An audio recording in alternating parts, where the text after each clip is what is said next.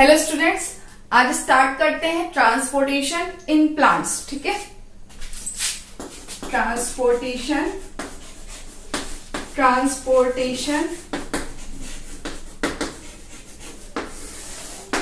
In plants. अब transportation हमने last time पे आपको ट्रांसपोर्टेशन इन ह्यूमन पढ़ाया था, जिसमें ब्लड का पूरा पंपिंग समझाया था। ठीक है, ट्रांसपोर्टेशन इन प्लांट्स में कि जो प्लांट्स वाटर को एब्जॉर्ब करते हैं या जो फोटोसिंथेसिस की प्रोसेस से वो फूड बनाते हैं, वो फूड एंड वाटर पूरे प्लांट्स की ओवरऑल बॉडी में कैसे ट्रांसपोर्ट होता है, उसके बारे में पढ़ना है। सो सबसे पहली चीज तो प्लांट्स दो काम करते हैं। एक क्या काम करते हैं फंक्शन, प्लांट्स करते हैं फोटोसिंथेसिस। ठीक है, प्लांट्स फोटोसिंथेसिस करेंगे, प्लांट्स फोटोसिंथेसिस करते हैं। फोटोसिंथेसिस में क्या करते हैं बेटा कि वो फूड बनाते हैं। ठीक है, जो लीव्स होती हैं, लीव्स प्रिपेयर्ड फूड, वो फूड बनाती हैं। तो फूड कहाँ बना, लीफ पे, तो लीव्स प्रिपेयर्ड फूड। ये फूड कहाँ जाएगा, अब ये लीव्स से जो फूड होगा, ये भाई प्लांट्स की ऑल ओवर बॉडी को न्यूट्रिशन चाहिए और वो न्यूट्रिशन फूड से मिलेगा। फूड किसने बनाया, लीव्स ने। तो लीव्स ये सारे फूड न्यूट्रिशन को कहां पहुंचाएगी, all over the plants. All over the plants, नीचे रूट भी है, ऊपर स्टेम है यानी शूट सिस्टम है, बर्ड्स हैं, फ्लावर हैं, फ्रूट्स हैं, न्यू लीव्स हैं, ओल्ड लीव्स हैं, इन सबको फूड चाहिए।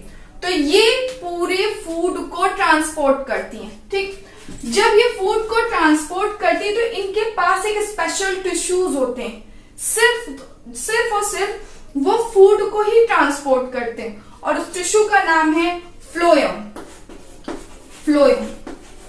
ठीक है, प्लांट्स फ्लोएम के थ्रू अपना सारा फूड को ट्रांसपोर्ट करते हैं ऑल ओवर द प्लांट्स। फिर क्या हुआ, प्लांट्स क्या करते हैं, रूट से एब्जॉर्ब करते हैं वाटर। ठीक है, ये वाटर को एब्जॉर्ब करते हैं रूट से वो जो वाटर लेते हैं, उस वाटर में क्या होता है, बहुत ज्यादा मिनरल्स होते हैं। मिनरल्स कैल्शियम, मैग्नीशियम, पोटेशियम, ये सारे मिनरल्स प्लांट्स की नीड होते हैं। तो क्या हुआ कि प्लांट्स इन मिनरल्स को भी तो ट्रांसपोर्ट करेंगे। भाई ये रूट्स को अपटेक करने के बाद ये मिनरल भी सारे प्लांट्स के पार्ट्स में जाएगा, तभी तो प्लांट्स हेल्दी होगा। तो इसके लिए भी एक स्पेशल टिश्यू होता है जिसको बोलते हैं जाइलम। ठीक है, so this is known as phloem for the food transportation and xylem for the water transportation. आप ऐसे याद रख सकते हो, फ्लोएम फॉर से फूड, तो फ्लोएम जा से जल और जा से xylem, so it is xylem. जल जो होगा वो जाइलम ट्रांसपोर्ट करेगा, फ्लोएम जो होगा वो फूड ट्रांसपोर्ट करेगा। ठीक है, ये हो गया फ्लोएम और जाइलम। इन दोनों को कंबाइंडली हम वेस्कुलर बंडल भी कहते हैं, वेस्कुलर बंडल या वैस्कुलर टिश्यू भी आप बोल सकते हैं। ठीक है, वैस्कुलर बंडल या वैस्कुलर टिश्यू भी बोल सकते हैं। अब क्या होता है, प्लांट्स ने ट्रांसपोर्ट कर लिया। समटाइम्स ऐसा होता है कि जो प्लांट्स होता है उसको आप बहुत ज्यादा अमाउंट में वाटर दे देते हैं, वो प्लांट्स की नीड नहीं होती। तो उस कंडीशन में क्या होता है, प्लांट्स की जो रूट्स होती है वो रॉटन हो जाती है, सड़ जाती है, प्लांट्स को हार्म होता है, रूट्स में बैक्टीरियाज लग जाते हैं। ठीक है, तो रूट्स क्या होती है, खराब हो जाती है। तो क्या करते हैं प्लांट जो होते हैं वो एक्सेस वाटर को ट्रांसपिरेशन के थ्रू क्या करते हैं, एक्सक्रीट कर देते हैं। ट्रांसपिरेशन क्या होता है, जब बहुत ज्यादा टेम्परेचर होता है यानी वार्म टेम्परेचर होता है, तो जब सनलाइट लीव्स पे पड़ती है तो क्या होता है, वो जो पानी होता है लीव्स पे वो वेपर फॉर्म में भाप बनकर एनवायरमेंट में चला जाता है, वेपर फॉर्म में वो ऊपर चला जाता है। ठीक है, वो बनाता है क्लाउड्स आगे जाके, तो that is known as transpiration. Transpiration rate decrease भी होता है, इंक्रीज भी होता है। अगर बहुत ज्यादा वार्म टेम्परेचर है तो आपको पता है बहुत ज्यादा पानी वेपर फॉर्म में बनेगा, तो ट्रांसपिरेशन रेट क्या हो जाएगा, इंक्रीज हो जाएगा। और क्या होगा, ह्यूमिडिटी है, बहुत ज्यादा स्टॉर्म वाइंड है, तूफानी हवा है, ह्यूमिडिटी है, तो क्या होगा, ट्रांसपिरेशन रेट डिक्रीज हो जाएगा। ठीक है, तो प्लांट्स ट्रांसपिरेशन करते हैं। ये हो गया कि प्लांट्स ने क्या किया, फ्लोएम के थ्रू फूड पहुंचाया और रूट जो अब्सॉर्ब करती है वाटर, उसके जाइलम के थ्रू उन्होंने पहुंचाया। अब क्या होता है कि प्लांट्स में इन चीजों को करने के बाद भी बहुत से फंक्शन होते हैं। क्या, जैसे फ्लोएम और जाइलम जो होता है ये पूरा कंबाइंडली काम करता है। ठीक है, फ्लोएम और जाइलम ये कंबाइंडली काम करता है। अगर हम फ्लोएम की बात करें, फ्लोएम, तो फ्लोएम एक टिश्यू होता है, इसमें कुछ सेल्स होती हैं, वो स्पेशलाइज्ड सेल होती हैं। वो सेल वाटर को ट्रांसपोर्ट नहीं कर सकती, इसीलिए डिफरेंट टिश्यू बने हैं। हमारी बॉडी में क्या है, हमारी बॉडी में क्या होता है, सारा फूड ब्लड में मिक्स हो जाएगा, तो उसके लिए डिफरेंट टिश्यू नहीं चाहिए, उनको फूड अलग चाहिए, वाटर अलग चाहिए। एक और चीज, प्लांट्स में सारी चीज माइक्रो न्यूट्रिएंट्स होते हैं, बहुत कम अमाउंट में होता है न्यूट्रिएंट्स। अगर उनको अलग अलग आप टिश्यू नहीं देंगे तो वो प्रॉपरली वो न्यूट्रिशन नहीं ले सकते, इसीलिए उनको माइक्रो न्यूट्रिएंट्स को भी अब्सॉर्ब करने के लिए डिफरेंट टिश्यूज होते हैं। सो इनकी नीड है कि जाइलम और फ्लोएम क्या हो, डिफरेंट हो। ठीक है, तो ये कहा जाता है। फ्लोएम में सबसे पहले होती है phloem parenchymatous sales. Phloem parenchymatous sales क्या होती हैं, ये वो सेल्स होती हैं जिनकी डिवाइडिंग कैपेबिलिटी होती है, कि ये डिवाइड करती हैं। जैसे जैसे ये डिवाइड करेंगी वैसे वैसे क्या होगा, प्लांट की ग्रोथ अपने आप बढ़ती चली जाएगी। तो इन्हें पैरेन्काइमेटस सेल्स भी कहते हैं, लिविंग सेल्स भी कहते हैं, डिवाइडिंग सेल्स भी कहते हैं। ये सारे फंक्शन पैरेन्काइमेटस सेल्स करती है। तो पूरा जो फ्लोएम होता है बेटा, ये पूरा पैरेन्काइमेटस सेल्स का बना होता है। ठीक है, जाइलम में भी सेम एज, जाइलम में भी पैरेन्काइमेटस सेल्स होती हैं, जाइलम में भी पैरेन्काइमेटस सेल्स होती हैं, पैरेन्काइमेटस सेल्स होती हैं। ठीक है, सेम एज इसमें भी होती है पैरेन्काइमेटस सेल्स। इनके भी डिवाइडिंग कैपेबिलिटी होती है, ये भी लिविंग होती है, ये भी प्लांट की ग्रोथ करती है। अब क्वेश्चन आता है, अगर किसी प्लांट में जाइलम ने मान लीजिए कि रूट से एब्जॉर्ब किया वाटर, रूट्स एब्जॉर्ब वाटर, अगर ये रूट एब्जॉर्ब करती हैं वाटर को, तो ये वाटर क्या होता है, ये अपटेक कैसे होता है, किस वजह से। ऐसा तो नहीं कि नीचे कोई मोटर लगी है और वाटर जैसे रूट ने एब्जॉर्ब किया और वो ऊपर तक पहुंच गया।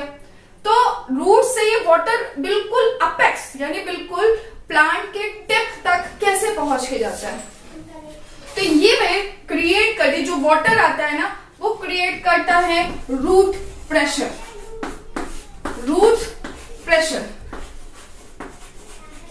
ठीक है, इस प्रेशर की वजह से ही, रूट प्रेशर की वजह से ही वाटर जो होता है वो अपटेक मूवमेंट में होता है, ऊपर जाने की तरफ।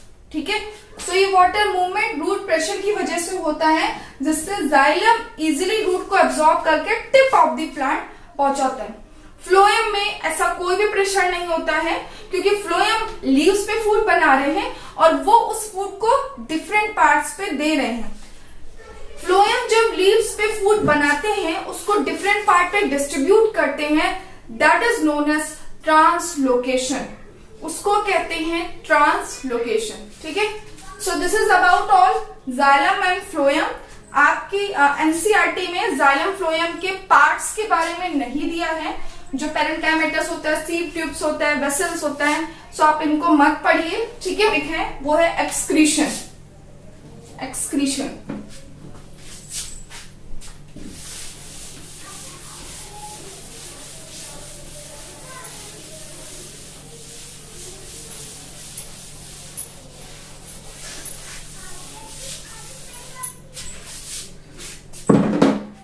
व्हाट अबाउट एक्सक्रीशन, क्या होता है एक्सक्रीशन?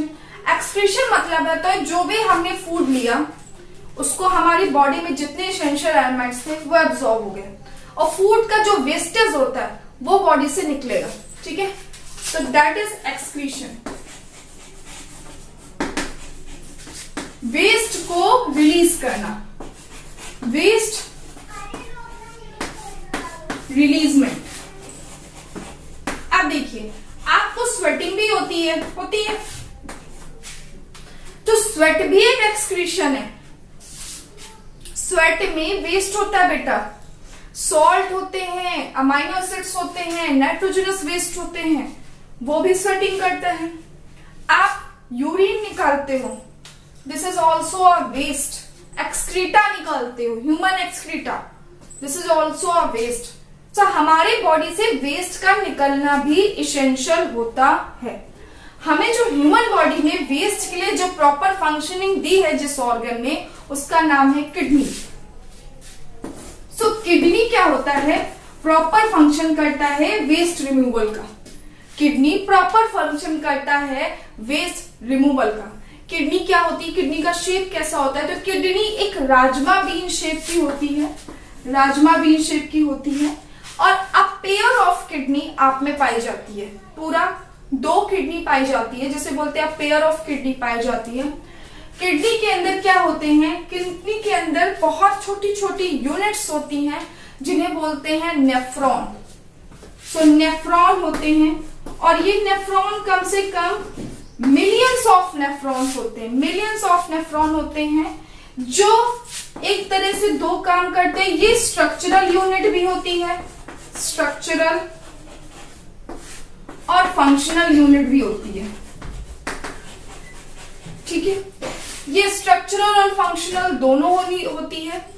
मिलियंस ऑफ नेफ्रॉन्स आपके वेस्ट को रिलीज करवाते हैं, वेस्ट को निकालते हैं। अगर हम एक सिंगल नेफ्रॉन की बात करें कि ह्यूमन में एक सिंगल नेफ्रॉन कैसे वर्क करता है,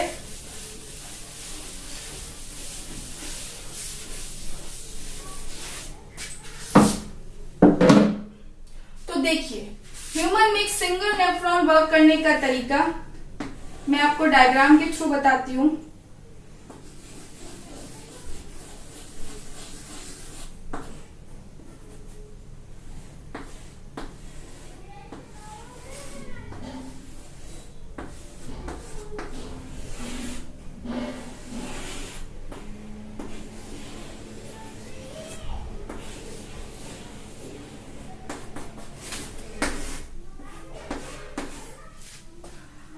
अगर हम ऐसे एक नेफ्रॉन का डायग्राम बनाएं, ठीक है, तो क्या होगा, मान लीजिए यहां पे 2 वेन्स होती हैं, यहां से एक आर्टरी आती है। आर्टरी क्या होती है, आर्टरी वो वेन होती है जो ब्लड्स को रिसीव करती है। तो ये जो आर्टरी आ रही है ये ब्लड को लेके आ रही है। इस ब्लड में क्या है, ये ब्लड वो ब्लड आ रहा है जिससे फूड एब्जॉर्ब हो चुका है, जिसमें फूड मिक्स हो चुका है, एसेंशियल एलिमेंट्स एब्जॉर्ब हो चुके हैं। होती है आर्टरीज में वो ब्लड आ रहा है जिससे एसेंशियल एलिमेंट्स एब्जॉर्ब हो चुके हैं। अब ब्लड में कुछ इम्प्योरिटीज हैं, उनको हमें बॉडी से बाहर निकालना है, तो ये ब्लड पहले इसमें आता है। ये जो आपने देखा है ये सीविंग लाइक एक स्ट्रक्चर होता है, लाइक अ स्ट्रेनर ये काम करता है। इसको बोलते हैं ग्लोमेरुलस, ग्लोमेरुलस, ठीक है। और इसके नीचे ये जो एक प्लेट या कप शेप होती है जिसके अंदर वो ग्लोमेरुलस होता है, इसको बोलते हैं बोमेन कैप्सूल, बोमेन्स कैप्सूल। इस कैप्सूल के अंदर बेटा ये ग्लोमेरुलस होता है, ठीक है। इसने क्या किया, यहाँ पे ब्लड आता है, इसका फिल्ट्रेशन होता है, यहाँ पे ब्लड का फिल्ट्रेशन होता है जिसे अल्ट्रा फिल्ट्रेशन भी कहते हैं। सो ब्लड फिल्टर्ड होके फिर ये नीचे आता है इस ट्यूब में, ठीक है। इस ट्यूब को बोलते हैं पीसीटी, पीसीटी, जिसका फुल फॉर्म होता है प्रॉक्सिमल कॉन्वोल्यूटेड